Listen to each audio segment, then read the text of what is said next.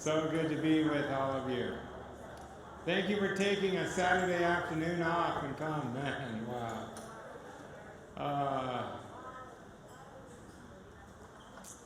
I look back at that time and just, like I said, I don't have 5 minutes without thankfulness because of what God did. Overwhelmed that Jesus, rescued me, took care of me. God's opened doors for me to share that story all over the world. And I just feel so privileged and honored to be able to encourage people about how good God is. But since that time, I've had other big experiences as well. And one of them specifically was connected to when I was more connected with this church, even though I was unconscious. But it was an accident that I had. So I thought I'd tell you the story about my accident, which was 5.5 years ago in Kauai. And I have no memory of that time. And they say with brain injury that it's very possible that, you will lose memory for a period of time, a few weeks, whatever the case. But it was very much my story. So what I'm going to tell you now is what other people told me, at least initially. And so, it was 5.5 years ago. I decided with a friend, my nephew and his buddy, let's go hike Na Pali Coast. We had wanted to do that. And there we were. As we were hiking, my nephew and his buddy were both 20. First miracle was that they did not see what happened. Basically, they came around a bend. We don't know exactly what happened, but there was nothing. No Dan. So they're like, where's Dan? Where's Dan? And it was then that they noticed me lying on the ground on the bottom side of what was 60 to 65 foot cliff. And I had fully fallen off the cliff. Of course, they didn't know what had happened, but they just saw me at the bottom. They ran down. As they ran down, they saw that my head had split open from here to here. And blood was just oozing out. Not just blood, but whatever's in there. I don't know. I'm unconscious. They don't know if I'm dead or alive. Now they're split with a radical decision, which, all glory to God. My nephew is the one to hold my head together. He decides to hold my head together. Does he know how? No. I'm unconscious. And it was the other guy who has to get help. Where do you get help when there's no cell phone coverage? Where do you get help when you just don't know what you're doing? So he had to run literally 3-4, we don't know the miles, but quite a few miles back. And he found someone who knew about helicopter rescues for accidents. They got the helicopter, they lowered the basket, they got me in the basket. By this time it had been an hour. My nephew was 100% covered by my blood. Not to mention his backpack. Not to mention not knowing if I was alive or dead. They took me by helicopter to the airport in Kauai because there's no neurological place for surgery there, only here in Queens. And I had fully busted what they call the cerebellum. And after that, they gave me, of course, blood, and I was medivacked to Queens. But already the conversation had started among those that were working that he's probably not going to make it. He had lost over 60% of his blood. He's not going to make it. And that was the conversation. And then came the actual surgery. Dr. Graham, of course, I don't know. But he comes out, 61-year-old neurological surgeon here. And he said, sorry, he's alive, but we don't think he'll make it through the night. He lost too much blood. We're so sorry. I don't know what else to say. And I'm standing here today. Jesus. 2 weeks of nothing. ICU, no twitching. I'm unconscious. I don't know where I am. I don't know. People ask me, did you have experiences when you were unconscious? I'm like, no. And then came a twitch, and then another twitch, and as more twitches started to happen, everyone got excited. Maybe he's going to live. Maybe he's going to live. The doctors coming in, though, were very clear, saying, don't get so excited, friends. If he lives, because of the neurological situation, because of the injury, he'll probably never be more than a vegetable his whole life. He'll probably never get out of bed. He'll probably never have motor skills and talk. He'll never, make decisions. He'll never be able to converse, walk. Who knows? I was fully paralyzed on the left side of my body. I had broken 7 nerves on the left side of my face. I had broken my eyelid in 3 places, so I was blind in my left eye. I was fully paralyzed in my legs, and that's all they knew. But with that came the twitching, which means I could at least live. And with that came the reality that this right side had not been in the injury, so it wasn't so paralyzed. And with that came, I can't talk because of breaking 7 nerves in my face. My mouth didn't move, but I could write with this hand if this hand's getting better. So my first communication is I wrote with this hand. And I got a big piece of paper, and my first word was the word food. And the second word was the word now. And they brought me food. And with that, everybody's so excited. Oh no, he might live, he might live. The Queen's staff were so incredible to me. I owe my life, to be honest. I've had the privilege to go back and thank them in person, those that would have been there.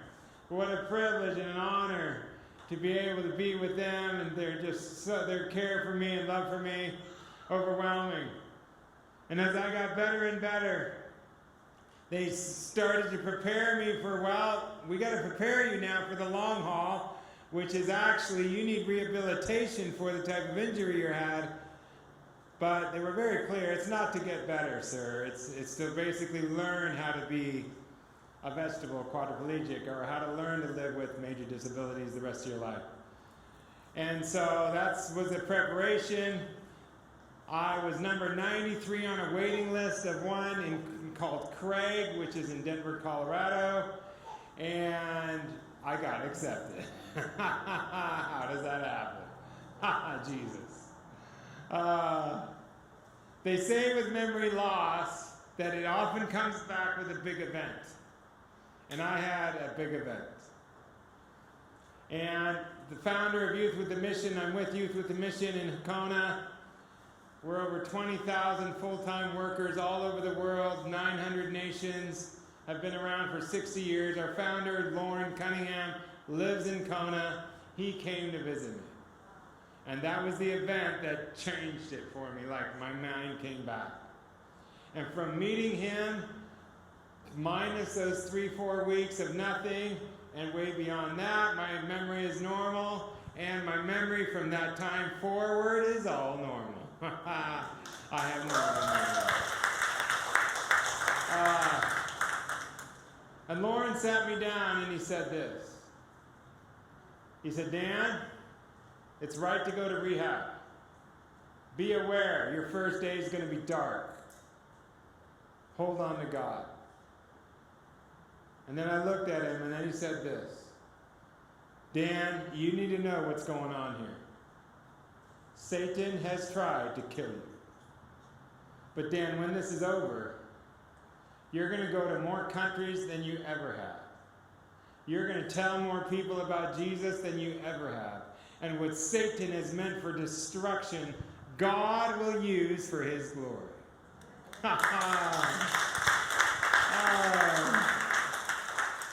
So many times in the coming weeks, remember Uncle Lauren.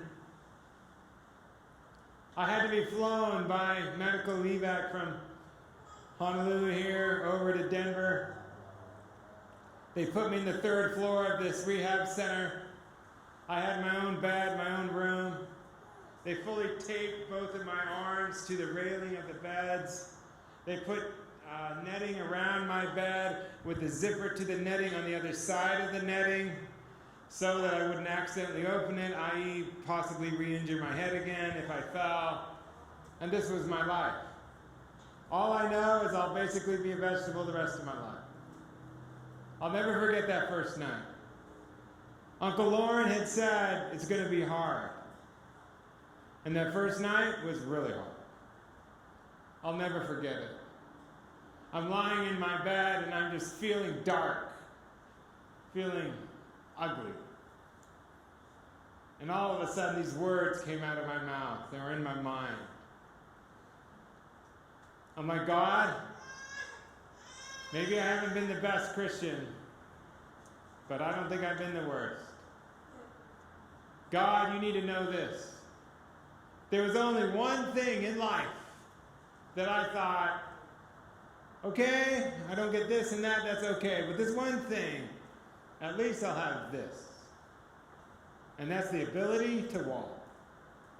And now, God, you take it away. Why? I could feel anger and pride in my heart. I could feel it. Darkness. I drifted off to sleep. Wonderful Jesus doesn't leave us alone. Ha ha! He doesn't leave us alone. He comes after us. I love that about God. I've experienced it my whole life. The next day, wonderful Jesus comes to me and he says this. He said, hi. I said, hi. I said, I don't want to talk. He's like, I understand. I just want you to know one thing, Dan. I said, what? And God said, I still like you. I saw you yesterday. I still like you. I still believe in you. I still want you. I still love you. And I promise, if you let me, I'll take care of you. And Jesus won my heart again. I'm like, Jesus, I'm sorry. He's like, I forgive you. Whatever he did. But the love of God won my heart. I thought I had gotten too far. I thought my attitude was a bit too bad. God's thick heart. I think that he can handle a lot. And he still wanted me. What happens when God wins your heart? He often has a surprise around the corner. Why? Because he's good. The next day I started meeting my therapist. I would have 7 therapists an hour a day in rehab. One for my mind, one for my memory, one for my speech, one for my shoulders, one for my left arm, one for my legs specifically. I'll never forget the guy who came in for my legs. All I know is I'm going to be paralyzed the rest of my life. That's what they've told me.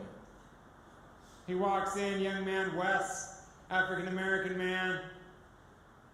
He's like, hi, my name's Wes. I'm in charge of your legs. By this time I could talk a little bit. I said, thank you. He's like, yeah, I want to work an hour a day on your legs. I said, thank you, thank you.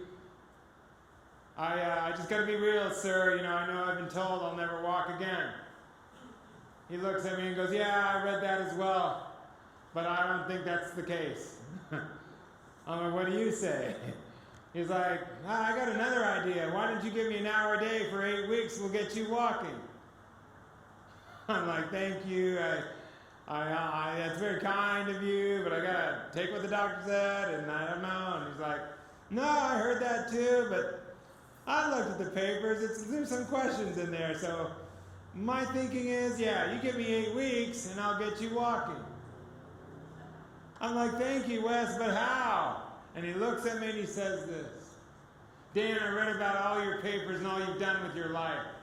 You've traveled the world and told people about Jesus. You're really in love with Jesus. I don't know Jesus, but I think it's good that you do.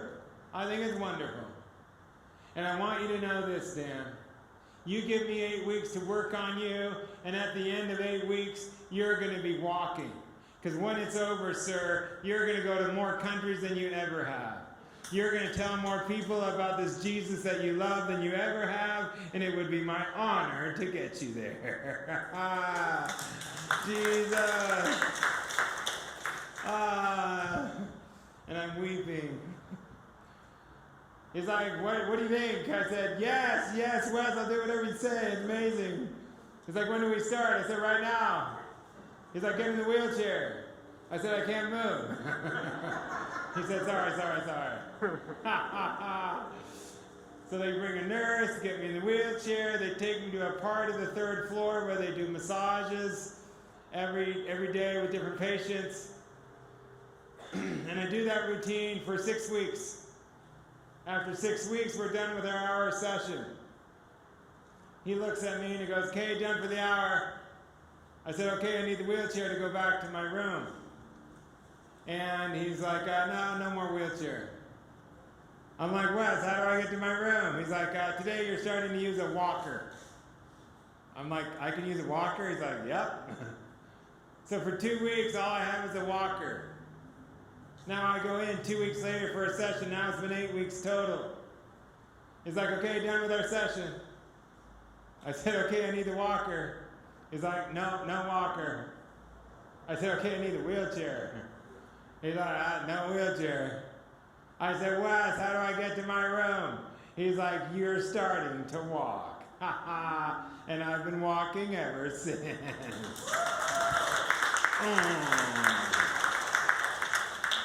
Come on, Wes. Incredible.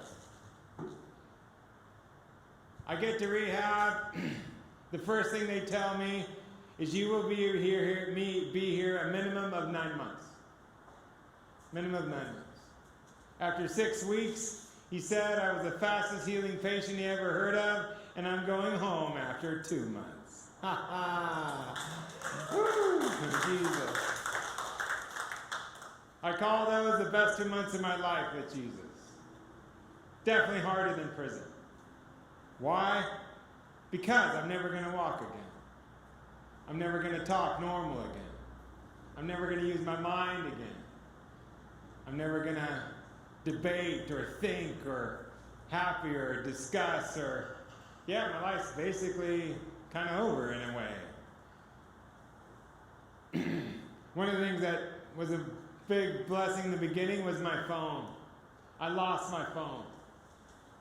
It was gone. 3.5 weeks later, after the hike, a German tourist walking on the same trail sees an upside-down iPhone 6 Plus on a trail, and he picks it up. 3.5 weeks of the rain and sun of Hawaii, and he hits the start button, and it comes up. It comes up to the security page. An iPhone 6 is 4 numbers. So he's holding the phone like this. And Germans, they're smart, they think critically, And he's holding the phone like this, and this was his thought. If it's going to be an American's phone, he's going to put the security code that's the easiest. And what's easiest is when you hold it with the 4 numbers is with your thumb to hit the 0. So the easiest is 4 zeros. And that's what I have. So the German guy hits 4 zeros, it comes alive, the phone. He goes to recent calls. He calls the man who hosted us the night before the hike. I have the iPhone of a Daniel Baumann. What? They met the next day. Very kind German man. Gave him the phone, and I had my phone. God is so good. He's so good. But there I was with my phone in my rehab center. And basically, I had to go through what I had started to go through in my prison experience. I had to let my circumstances not run my life.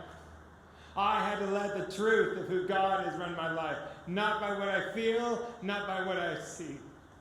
And that was so hard. So I remember sitting there like, how do I get my mind onto God in this situation? I had my phone so I could do worship music. So I did 6 to 8 hours a day. I just started staring at God. Staring at God. Who is God? Who is God? Yeah, but I'll be here forever. Yeah, but now I'll never walk. Yeah, but, and I turn those yeah buts into going back to God. Back to God. Back to God. And at first it was hard, but after a few days it got easier and easier. And as I did, something started to shift inside. Like joy started to grow. Peace started to grow. Like God was better than I knew. God was better than I had thought. That God was more in love with me than I could see or realize. That my circumstances were not defining God. God was actually defining God. And I had to allow myself to live there. And when I did, it became the best 2 months of my life with Jesus. Why? Because of God. No credit to Dan, that's for sure.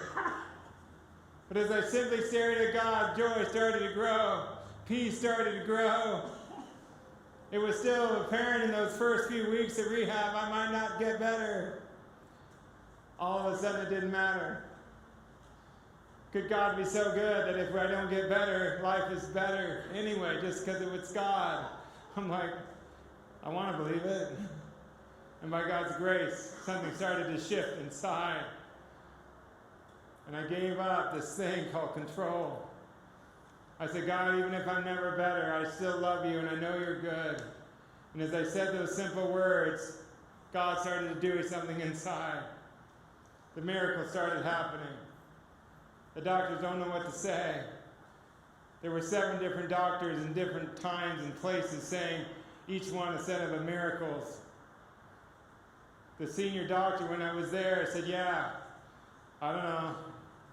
I guess you believe in God to keep doing it. He was like overwhelmed. He didn't know what to do. And after all that came compassion. So exciting. I love all the compassion that's represented here in the room. It was such a big part of my journey. Because God's making me better. What about compassion for all the other patients? So I started going room to room talking to patients. They're like, you were in prison and I ran? I'm like, yeah. You got out? Yeah. But yeah, I love it, you know, I love it. I love it. It's such a beautiful time where God's healing me, but God's not healing them. Well, what does that mean about God? It means He heals. Sometimes it doesn't. He doesn't. It doesn't. I don't know. It doesn't change His character. Amen. And I just had to rest in the character of God more than what my circumstances were looking like. And with that came this sense of finally being able to go and this push to finally go. I was released after 2.5 months. My friend came from Kona, Hawaii. He would fly me back to Kona from Colorado where I was. And I got on the plane and I landed in Hawaii. We run these discipleship schools. And yeah, every 6 months we have a new group of hundreds of students that come in for discipleship training. I happened to come in the beginning of October when we were starting one of those. Post-rehab for a brain injury like I had to learn to walk even more. I had to learn to make decisions. I had to learn to be creative. It was all motor skills that I had no idea, and I started to work on those things. So they said, do one of the schools. So that's what I did. I sat in a class every day and I took notes, trying to learn to use my head again. With the damage of the cerebellum, which is all connected to my fears and connected to a damage of my emotions were off the charts, crazy. Yeah. And I'll never forget, as I'm trying to live life again, one of the first big tests I had was in November. A friend of mine writes to me or calls me, says, yeah, call me. So I call him and he's like, yeah, we feel we're supposed to invite you for Christmas to come to South Carolina. And he had invited me years before. He's a friend of mine. I've been there. I'm like, no, I can't fly. It's impossible. No, I'll never fly alone. No, I'm just very scared. He's like, okay. Completely different circumstance. Another friend in Kona comes up to me the next day. He's like, Dan, I don't know if this makes any sense, but last night I had a dream, and you were in it. I'm like, what's the dream? He said, well, I saw you at Christmas time going to South Carolina. Does that make any sense? I'm like, well, yeah. So I called my friend back. I'm like, I think I'm coming. Yeah, my friend in the dream that he had, he saw me shattering fear as I flew through it, so to speak, a shattering of glass. And I've been flying ever since. Huh. I had to learn to walk again. I had to learn to teach. I teach all the time. I'm teaching this week in Honolulu. 12 hours I'm teaching in Manoa Valley the next few days. And so what I teach, I'd forgotten what I teach. I fell off a cliff, so I had to watch my own videos. Relearn what I.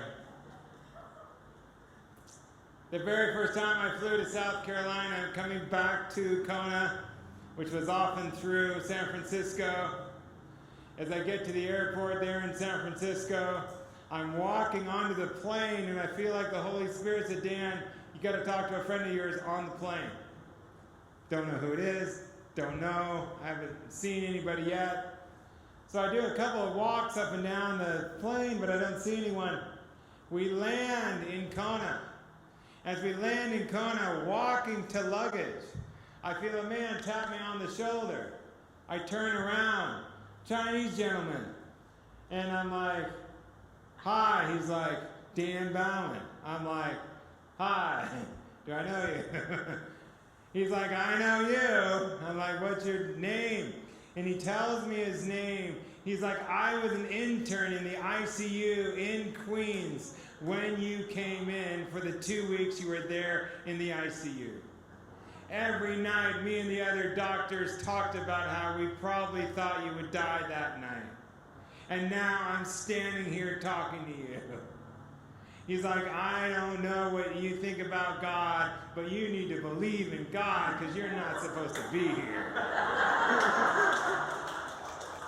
That's who Jesus is. That's who Jesus is. Ha ha. And it got better and better. I started to travel. I started to visit. By that time, I had to do a final checkup with the original surgeon, Dr. Graham from here at Queens. Of course, I didn't know his schedule, or I'd never really met him. I was unconscious, obviously. So we go through a website and find out it could have been this guy. We call his secretary. And the secretary goes, yes, Dr. Graham. We're like, did he do a surgery for Daniel Baumann on this date 9-10 months ago? She's like, yes, he did. We're like, okay, well, we need to my doctor is saying, yeah, we need to make a final appointment with Dr. Graham for my patient, Dan Baumann, to see him. And she's like, where do you live? We're like, well, we don't live in Honolulu, we live in Kona. And she's like, well, that's interesting because once a month he sees patients in Kona and his next day is tomorrow. And we're laughing a little bit on the phone saying, well, I'm sure it's all booked up. She's like, well, we just had an 11 in the morning cancellation 10 minutes ago. Do you want it? Yes, please. And I walk in to see Dr. Graham, 61-year-old neurological surgeon from St. Louis. As I walk in, he starts crying. I said, what's up? And he looks at me and he says this, Dan, it's a really good day. I operate on a lot of people, Dan. Many don't make it. And you weren't going to make it. And when I was done, I'd heard over the coming days that you were still alive. But I knew that if this guy makes it, he'll just be a vegetable the rest of his life. Dan, this is a really good day. You just walked into my office. I know you believe in God. Keep doing it. You're not supposed to be here. Ha ha, Jesus. Ha ha. Woo. I'm like, can I give you a hug? He's like, yeah. I don't know. Maybe thought it was awkward. What to do there? What to do? Yeah, he saved my life. And I just got better and better. I remember after that, just praying and thinking, what do I do? What do I do? And I kept thinking back to what Uncle Lauren had said when it all started. When this is over, you're going to travel and talk about Jesus. And I'm like, God, what do I do? And God's like, do what he said. I'm like, oh. So yeah, long story short, it's what I've been doing for the last many, many years now. Traveling. Yeah. And I'm just all glory to God. I've been able to go to like 30 countries, sharing the love of Jesus all over the world, telling stories about how good God is. And what's even increased in my life for sure in these years has been the reality of, I don't go out 5 minutes without thankfulness. I don't know why God let me live out of prison. I don't know why God let me live out of falling off the cliff. But I'm so grateful for life. So grateful for life. About 9 months after this thing, they started to be more free with friends of mine who had been there in the beginning. Because of the emotional trauma, they had told me, don't tell him what happened at the beginning yet until his emotions are a bit more settled. I finally was told that I could ask about the bigger questions of what actually happened at the beginning. I found out some amazing stories. One of the stories was this. My nephew had held my head for an hour. It was 6 days later that his dad, my brother-in-law, was at the hospital, had come all the way. He lives in Thailand, and he'd come back here. And while he was here one day, he's in the elevator at Queens, and he sees a guy, and they start chatting. Like, what do you do? And the guy goes, oh, I do the helicopter rescue for the hospital. And my brother-in-law was like, oh, did you rescue a guy? My brother-in-law just got rescued by you guys. When? On this day. Where? Na Pali Coast, Kauai. He's like, no way. I did that rescue. He's like, you did? He's like, yeah. So they start talking. He's like, who's the blonde kid with the long hair? And he smiles. My brother-in-law is like, yeah, it's my son. And the guy's like, who taught him EMT? And my brother's like, my son does not know EMT. And the guy's like, no, seriously, who taught him EMT? And my brother-in-law's like, he doesn't know it. And he's like, no way. The only reason that guy's alive is the way that your son held his head is the only reason that he's alive today. Jesus. That is so good. And then the money thing. I'm expecting I'm going to have a medical bill the rest of my life every month. I asked my mom 9 months later when they could talk about the beginning stuff. I said, what about the money? My mom starts crying. She's like, Dan, on day 9 of here at Queens, the nurse walks up to us and says, does Dan have Aloha care? My sister's like, what's that? Oh, it's, the insurance that some have. And before she goes to bed, my sister keeps hearing Aloha care in her head. She applies. On day 9, I get accepted. In the clause of acceptance is a clause that says, if accepted by Aloha Care, we will also cover 10 days prior to acceptance. So that's the helicopter rescue, the ICU, the surgery. I was outsourced for 7 or 8 surgeries, especially when I was at rehab in Colorado. All up, the grand total was $1.1 million. My normal insurance kicked it in when I got to Colorado. They were not, what had happened here was not in their, quote, their jurisdiction. I had more of an international one. They did finally cover Colorado, and my bill was 0. Jesus. I'll never forget, after she told me, the next day I get a letter, and it's thick, and it's from a hospital. I'm like, no. Thick is not a good sign. So it wasn't any of the ones I'd been to, but one of the ones I was outsourced to. Sure enough, I open it up. Sure enough, it's a bill.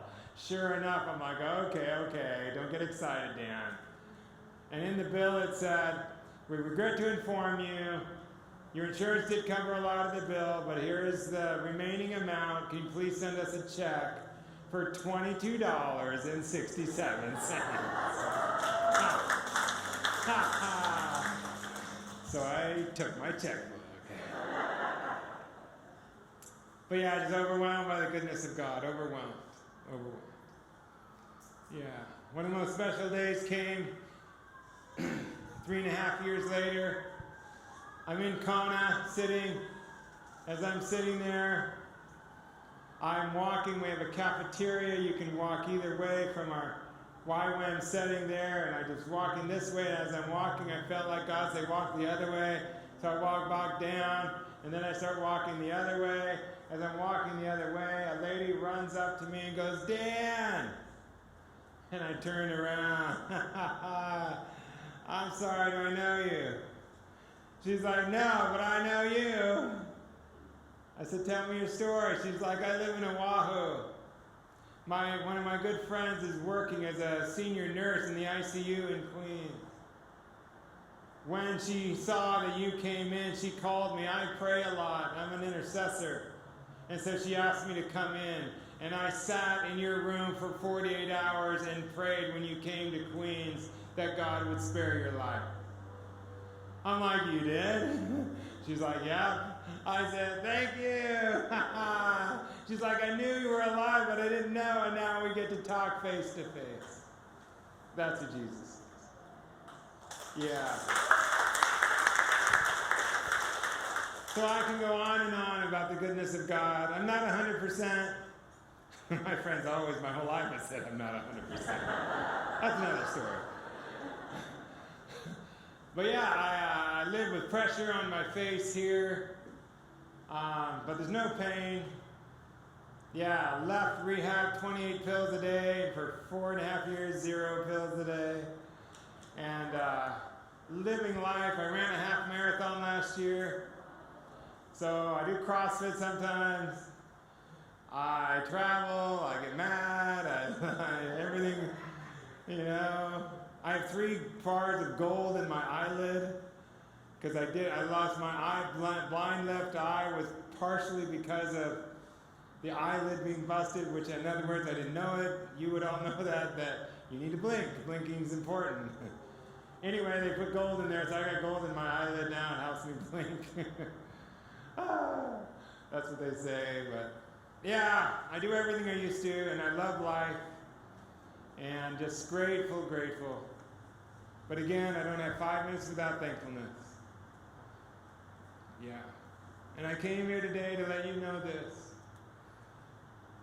If God can rescue me from prison, and if God can rescue me from my accident, He can rescue all of us. Because He's really, really good. He's really good. He's really good. Yeah. He's really good. I'm overwhelmed. Why God rescued me. But I'm grateful He did. I'm just so grateful He did. Yeah. Thank you so much for letting me share my heart. Thank you so much, Dan.